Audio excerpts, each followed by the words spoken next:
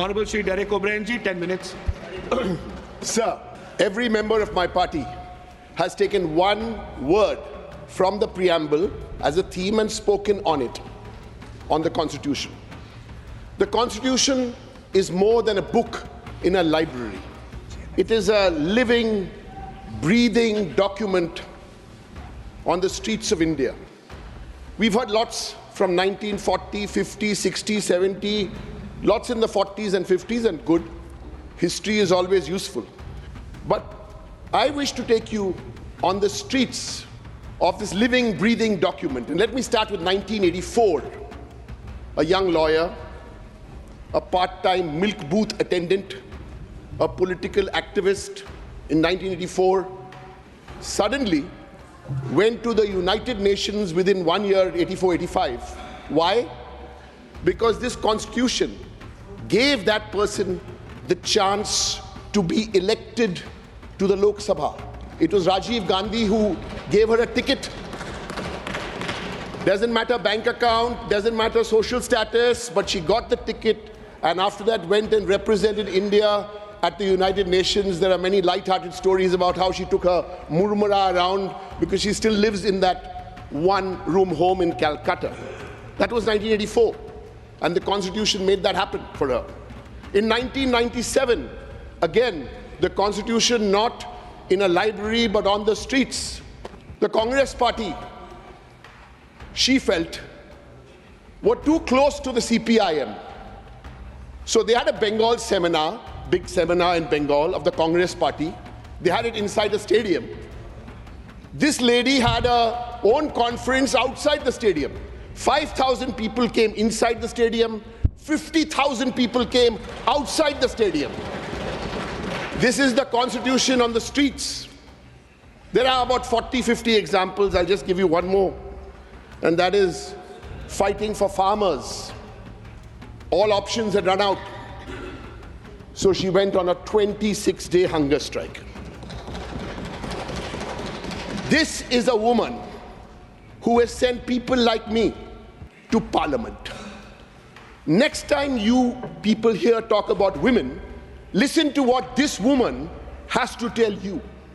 1, Women's Reservation Bill. You brought it. When will women come into Parliament? 2034.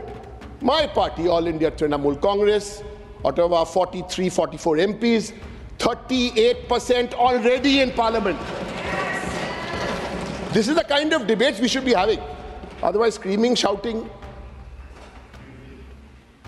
Women in Parliament, what have you done? Last Lok Sabha was 14.5%. This Lok Sabha, you brought it down to 13.5%. Don't talk to us about women. I'm glad you took a good idea from a state like our health card, Swasthya Shati, and 2 years later you turned into Ayushman Bharat. Good. But the health card in Bengal is in the name of the woman of the house. And Lakshmi Bhandar, 1,200, 1,500 rupees to women. I welcome that the idea started by Mamata Banerjee in Bengal many years ago is now being copied by multiple states. Very good. But see your arrogance. On a day where we are debating the Constitution of India, your hubris makes you bring a bill on the Constitution there at 12 noon. Bring it, we will fight you, we will defeat you. Yes. On the one nation, and you're bringing this bill.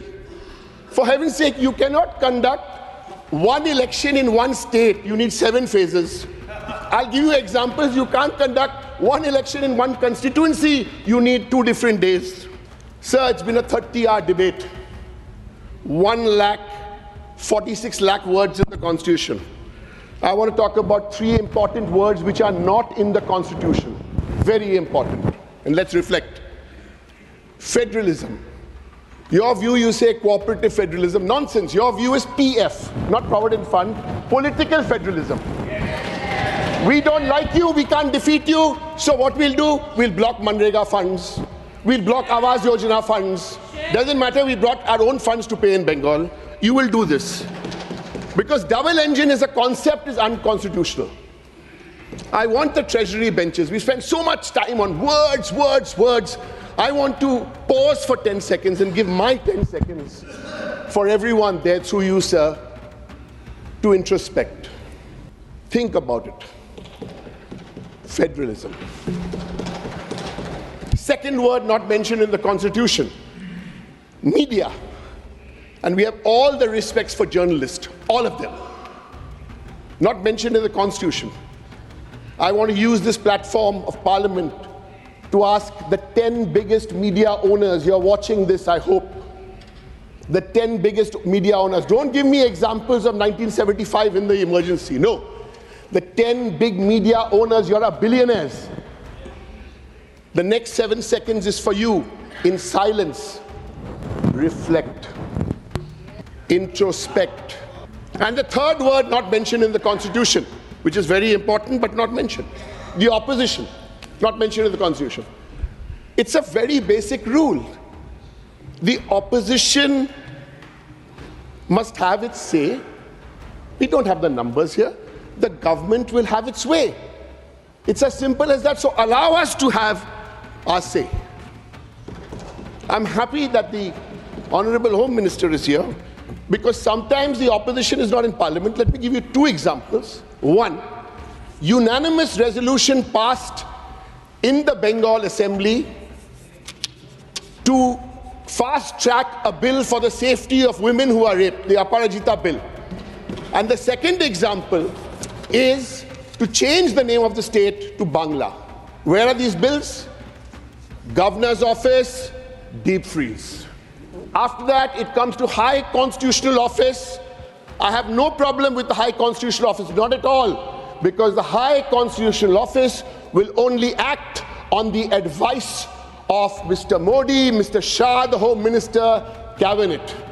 I want the High Constitutional Office or those advising on these issues of the opposition to reflect. Sir, reflection is difficult. Reflection has to be in silence. So don't hassle me when I'm speaking. Farm bills.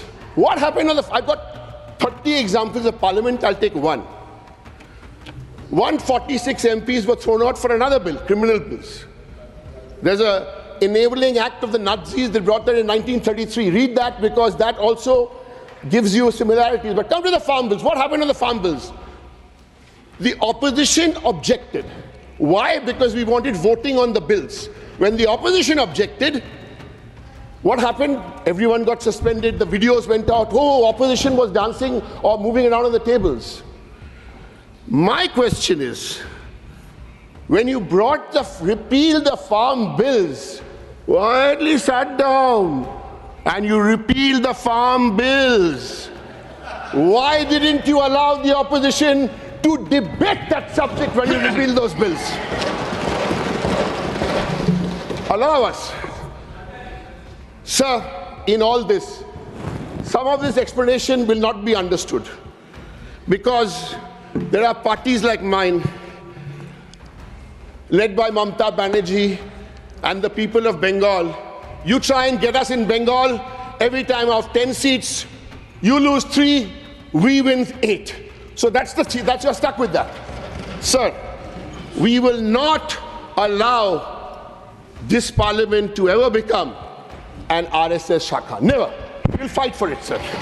Sir, but I want to end on a celebratory note, on a happy note, because I've stayed only with the Constitution. And as I started, the Constitution is more than a book in the library. It is a living, breathing document on the streets. And I know these streets of Calcutta, of every district in Bengal. Sir, I'll end with a story. It's a reality. There's a Jewish bakery in Calcutta where a week away from Christmas, there must be about 4,000 or 5,000 Jews in India. The Jewish bakery makes delicious Christmas cake. All the 300 bakers in that Jewish bakery all belong to one community. They're all Muslim, each one of them. And starting with about a week before Christmas, there are long lines outside the bakery. And if you go and ask people those lines, they'll tell you, Bhaskar, Rima, Arun, doesn't matter, they're all Indians, but they're in that line in that Jewish bakery. 80% Hindu. So I finished. So 1 minute. And what are they celebrating? A Christian festival.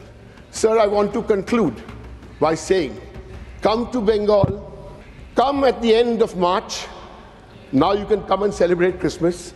Come at the end of March to line up on Red Road and watch the Eid prayers, or mark the date, on the 30th of April, come to Digha to see the beautiful new Jagannath temple. Thank you, sir.